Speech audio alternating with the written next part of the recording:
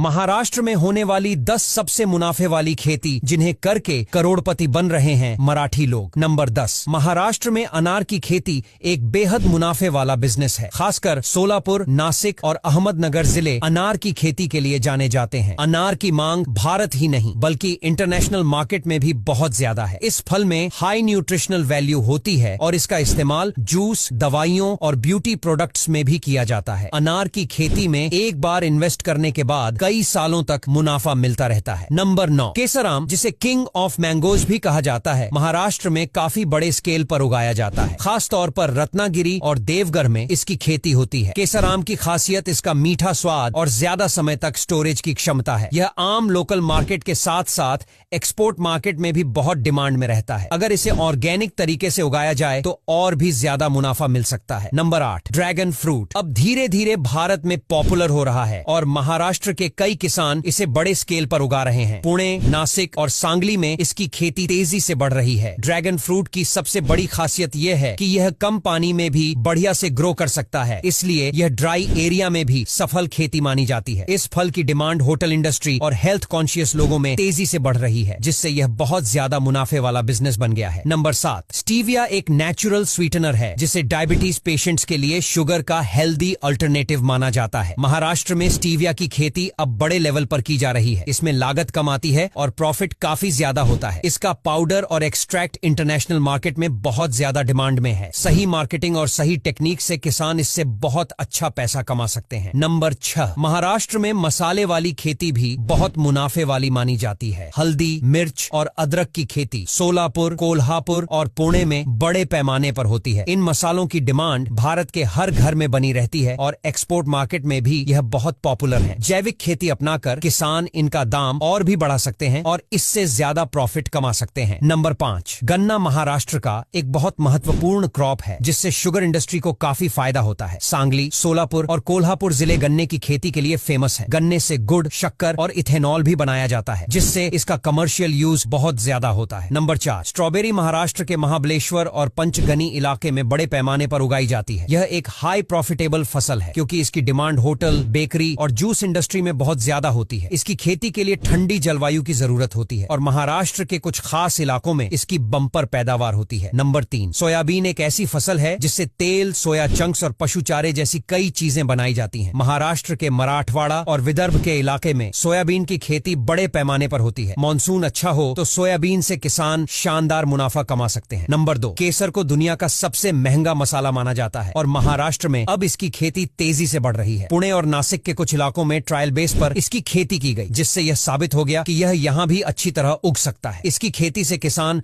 बहुत बड़ा मुनाफा कमा सकते हैं। नंबर 1, महाराष्ट्र की नासिक सिटी को वाइन कैपिटल ऑफ इंडिया कहा जाता है। यहाँ पर सबसे ज्यादा अंगूर की खेती होती है। महाराष्ट्र में अंगूर की खेती से किसान बहुत ज्यादा मुनाफा कमा रहे हैं क्योंकि इसका इस्तेमाल वाइन, ड्राई फ्रूट और जूस इंडस्ट्री में होता है। इसकी एक्सपोर्ट वैल्यू भी बहुत ज्यादा है और सही टेक्निक अपनाने पर किसान इससे लाखों का मुनाफा कमा सकते हैं। अब यहाँ तक वीडियो देख ली है तो फिर वीडियो को लाइक और शेयर करना बिल्कुल भी मत भूलना। धन्यवाद।